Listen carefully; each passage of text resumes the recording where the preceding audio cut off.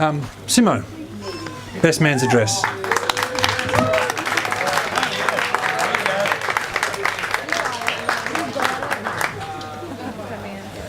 Okay. Can everyone hear me okay? I can hear myself. Okay, welcome everyone to Dan and Kendra's wedding. I'm the best man, aka Simmo. And my job this evening is to talk to you about Dan, who I've known for a good 20 to 21 years now. Dan, it's a great pleasure to be here tonight and to be your best man and to talk on your behalf. And yeah, it's great. So let's get started. I first met Dan prior to a maths lecture in 1997, and I thought he was seriously annoying. Nothing much changed there, to be honest. I thought he was annoying because he thought he was funny, and nothing's changed there either. Anyway, being a good class clown, I saw him for one and the same, and a competitor, so I thought I can't have this on my turf, so I stepped in there and a class clown off ensued. And to great laughter and applause. And in the meantime, while this was carrying on, the lecturer came in and started lecturing, and he wasn't impressed by the commotion, and we were swiftly ejected from the lecture theatre. So being ejected from lectures became, well, it wasn't an isolated incident, let's say, that semester, and unfortunately I failed maths. Dan sailed on through, of course, being, yeah, a jerk. And hey? It's quarter Asian.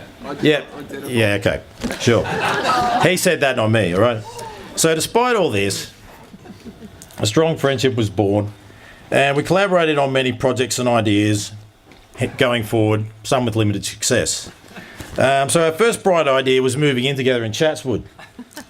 And this survived a total of 1 year, after which Dan was replaced with somebody who didn't wake me up at 3 a.m. all the time on a weeknight.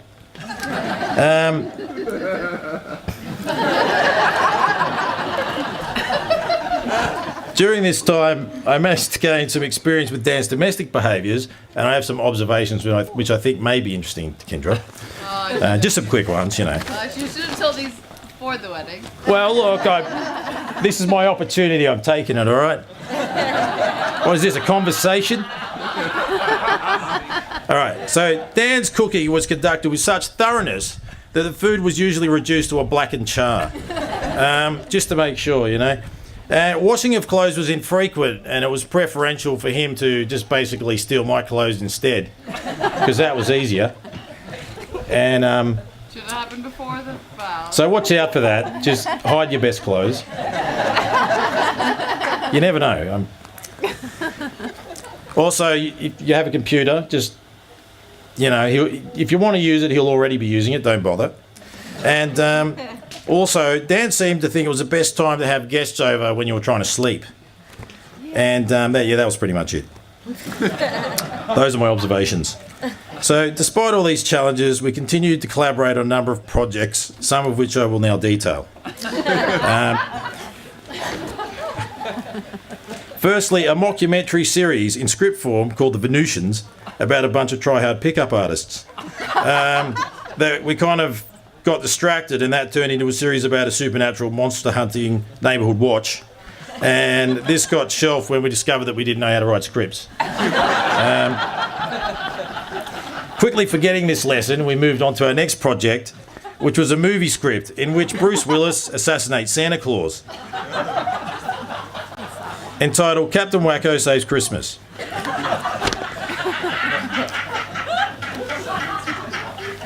Thanks, Omar. Unbelievably, that cost me a lot of money. Unbelievably, how long have I got for this? Unbelievably, there were no takers for that one, but we're still hopeful. Now, another ill-conceived plan of ours was an experimental rocket engine, a space rocket, thoughtfully designed on a whiteboard in Bondi one evening when we were drunk. And when I realised Dan was actually serious about testing this highly explosive device in his mum's backyard, I pulled the plug on that one. Yeah. So this was also for the best because he's an injury-prone man. I'm not going to go into details. I'm not going to list them out because we'll be here all night. But look, if it were not for the medical practitioners in his family, we probably wouldn't be here this evening. So at this time, none of these ventures have seen the light of day, but we're still hopeful that one day some of these fantastic ideas will be revived. Okay. Right, so Dan is a determined man. He's full of surprises. And I think this was epitomised recently in how he left a successful career in corporate recruitment to start over in something he was more passionate about. 4 years of hard work later, and if anyone needs a light bulb changed or their house rewired, Dan's the guy. Exhibit A, over here, and B, yeah, round of applause, folks. Yep. Now, I'm pretty confident it's all perfectly safe. The exposed wiring's a nice touch, Dan, on your vintage theme.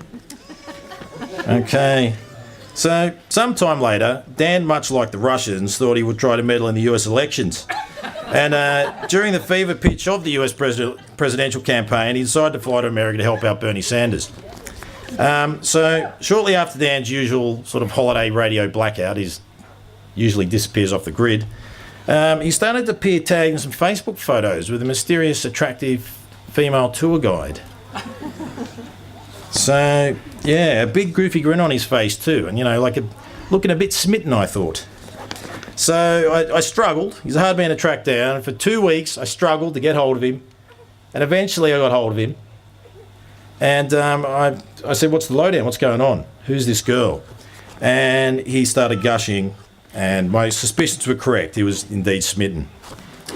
So an international whirlwind romance ensued, and including a crusade around the Caribbean, meeting the parents, Kendra moving to Australia, and bringing us to today. I've since had the pleasure of getting to know Kendra and spending some time with her. She's a beautiful, strong, independent woman with an excellent family around her. And like Dan, she has a passion for social justice. She's a match for any bullshit Dan might try to pull, and a much-needed veto to his occasionally foolhardy plans. I refer you to the earlier failed projects I mentioned. I was also relieved to find out that she was a nurse, so that Dan would have much-needed medical expertise on standby for the next phase of his accident-prone life.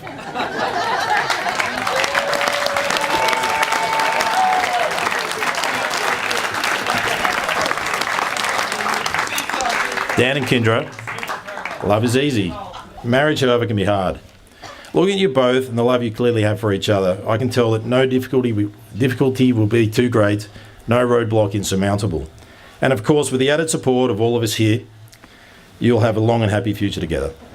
So without any further ado, ladies and gentlemen, please stand even. Can we stand? Anyone who can stand? And raise a glass. Raise a glass. Thanks, mate.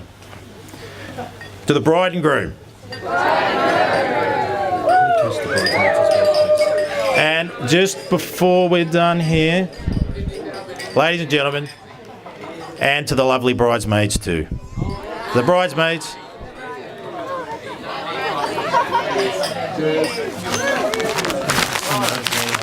Crushed it.